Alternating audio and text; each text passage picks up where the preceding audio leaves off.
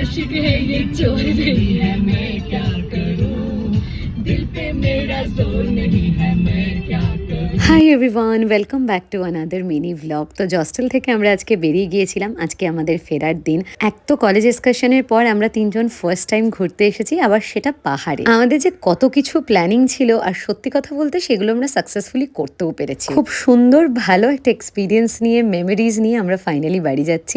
আমরা জস্টেল থেকে একটা গাড়ি বুক করেছিলাম সৃজাদেরকে টার্মিনাল 2-তে ছেড়ে, দেন আমরা যাচ্ছিলাম গুরগাঁও।